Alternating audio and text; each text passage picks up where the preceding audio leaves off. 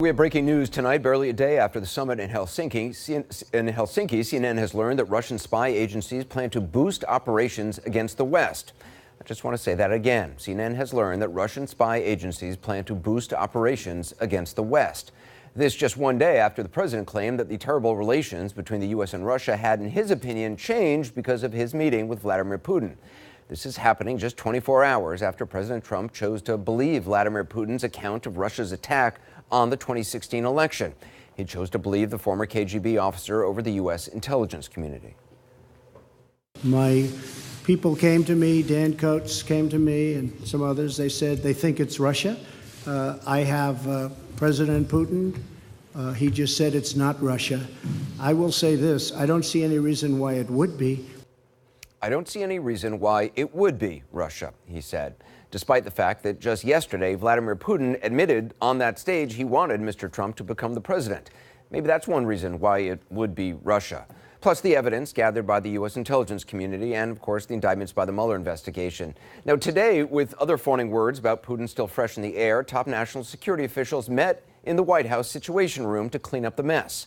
The Situation Room, where presidents have conducted wars, where they've responded to attacks on this country. It's where President Obama and his team monitored the killing of Osama bin Laden. The fates of entire nations have been decided in that Situation Room. Today, however, it was used for damage control in a self-made crisis that sprang entirely from the president's own mouth. And today, those big brains who gathered and labored and considered alternatives, those big brains came up with this. I came back and I said, what is going on? What's the big deal? So I got a transcript, I reviewed it. I actually went out and reviewed a clip of an answer that I gave. And I realized that there is a need for some clarification. It should have been obvious. I thought it would be obvious, but I would like to clarify just in case it wasn't. In a key sentence in my remarks, I said the word would instead of wouldn't. The sentence should have been, I don't see any reason why I wouldn't, or why it wouldn't be Russia. So just to repeat it, I said the word would instead of wouldn't. And the sentence should have been, and I thought it would be maybe a little bit unclear on the transcript or unclear on the actual video. The sentence should have been, I don't see any reason why it wouldn't be Russia. Sort of a double negative. So you can put that in, and I think that probably clarifies things pretty good by itself. Yeah, that clarifies things pretty good by itself. He can't even come up with that explanation and say it without making a mistake.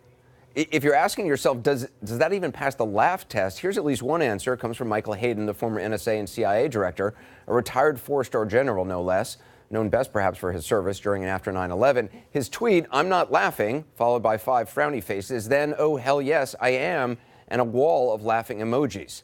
Well, laughter aside, General Hayden is a pretty, deeply serious man. He's also one of the best informed analysts of national security, intelligence gathering, and counterintelligence there is, period. End of paragraph. Now, if it was true that this was a simple mistake of a word and an apostrophe, you would think someone on the president's own staff would have said that yesterday. They could have slipped the president a note during his press conference saying, you said wouldn't and you meant, or you said would and you meant wouldn't, or vice versa. They could have corrected it immediately after or hours after. Instead, there was silence from the White House and from the State Department. If it was just a slip of the tongue, it wouldn't have required a meeting in the Situation Room and that tortured explanation that you just saw. But it took them all of this time to come up with that statement. The president tried to do even more damage control today as well. Listen to the president's prepared remarks, apparently written for him, appearing to acknowledge what he's been so far reluctant to concede. Let me be totally clear in saying that, and I've said this many times, I accept our intelligence community's conclusion that Russia's meddling in the 2016 election took place. Now, that's where the White House wishes what he said just stopped right there, because it sounds like he accepts the assessment. But now listen to those same prepared remarks, plus what the president himself added, apparently as an aside, in the very next breath. Let me be totally clear in saying that, And I've said this many times, I accept our intelligence community's conclusion that Russia's meddling in the 2016 election took place. Could be other people also. There's a lot of people out there. He undercut the very statement he just made that was written for him. And that's not a mistaken word choice or an apostrophe. In fact, what he said, what he added on, what wasn't written down on the paper, is exactly what President Trump has been saying as far back as the fall of 2016. I mean, it could be Russia, but it could also be China. It could also be lots of other people. It also could be somebody sitting on their bed that weighs 400 pounds, okay? Maybe there is no hacking, but they always blame Russia. And the reason they blame Russia is because they think they're trying to tarnish me with Russia. I know nothing about Russia. They have no idea if it's Russia or China or somebody. It could be somebody sitting in a bed someplace. I mean, they have no idea. As far as hacking, I think it was Russia, but I think we also get hacked by other countries and other people. Knowing something about hacking, if you don't catch a hacker, okay, in the act, it's very hard to say who did the hacking. Well, I think it was Russia, and I think it could have been other people in other countries. Could have been a lot of people interfered. I believe that President Putin really feels, and he feels strongly, that he did not meddle in our election. What I said there is that I believe he believes that, and that's very important for somebody to believe. That's what he said during the campaign. It's what he said in the transition. It's what he said yesterday in Helsinki, and what he said today. Could be other people also. There's a lot of people out there. Well, keeping him honest, changing would to wouldn't in one sentence from one moment on stage in Helsinki does not erase these words just moments later. So I have great confidence in my intelligence people, but I will tell you that President Putin was extremely strong and powerful in his denial today. And it doesn't change a single word in a single sentence. It doesn't undo his answer to this question from a reporter. Mr. President, you tweeted this morning that it's U.S. foolishness, stupidity, and the Mueller probe that is responsible for the decline in U.S. relations with Russia. Do you hold Russia at all accountable for anything in particular? And if so, what would you consider them that they are responsible for? Yes, I do. I hold both countries responsible. I think that the United States has been foolish. I think we've all been foolish. We should have had this dialogue a long time ago, a long time, frankly, before I got to office. And I think we're all to blame.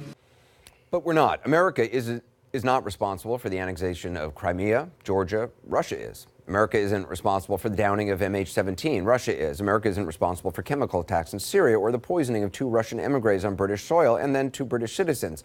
Russia is. But President Trump didn't address any of that yesterday while standing next to the man responsible for it, and he again failed to as well today. And changing would to wouldn't doesn't change that.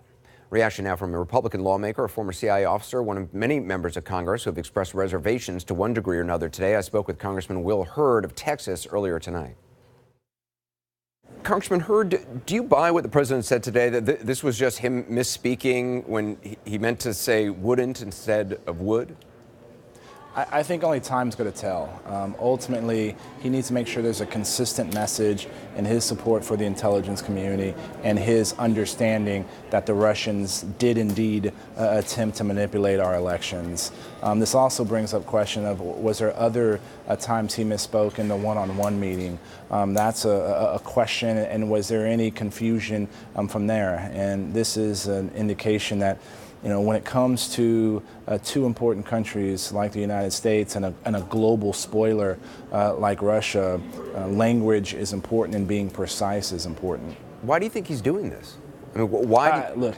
Because, I mean, even today, when he's trying to clean up the mess that he made yesterday, he says he accepts the intelligence community's conclusion that Russian interfered in the 2016 election, but then in the exact same sentence follows it with, well, it could be other people also. There are a lot of other people out there, and that's clearly an ad lib. Right. Well, Anderson, the short answer is I don't know why he's doing that, but it's obviously creating confusion. It's creating confusion with our allies. In many of the trips I've taken to deal and work with our allies, whether it's through the Intelligence Committee or the Homeland Security Committee, our allies are concerned about what is indeed the U.S.'s role in the rest of the world, what is the U.S.'s role in organizations like NATO. I think it's important for us in Congress to speak, and we've doubled down on the intelligence community and the Intelligence Assessment Act, making sure the men and women of the CIA and NSA have the tools they need, because they know that Russia is indeed a threat, and that they try to manipulate our election, and that the Russians are going to continue to try to manipulate our elections and do things like hack our energy companies. Well, in fact, I mean, there's this new CNN report that Russia is actually ramping up its cyber attacks targeting Western countries. This, President Trump yesterday said that,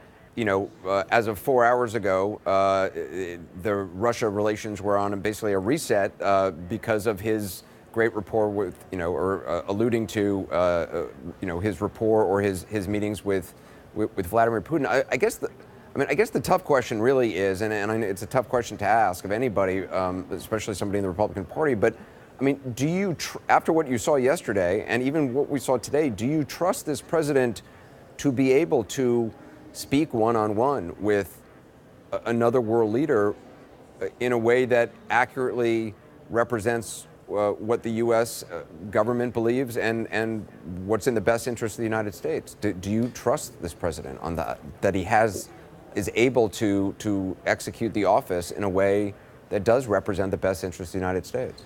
Well, it starts with having a clear strategy with the individual countries and the activity that we're talking about. And so if you don't start with the clear strategy of what our chief executive has and the staff around that, and that it's in line with the goals that have been set out by Congress through our funding of these agencies, then we're going to have a disconnect and we're going to have confusion.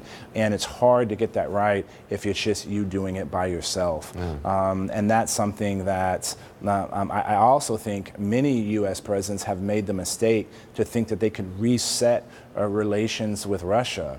Russia is interested in one thing and one thing only, and that's reestablishing the territorial integrity of the USSR.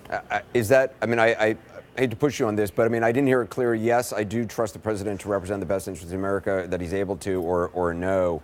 Are you basically saying that you need a strategy? I don't think, look, you need to have a strategy, and I don't think you should be doing one-on-one meetings with heads of state because too much is at stake. Congressman Hurd, I appreciate your time. Thank you.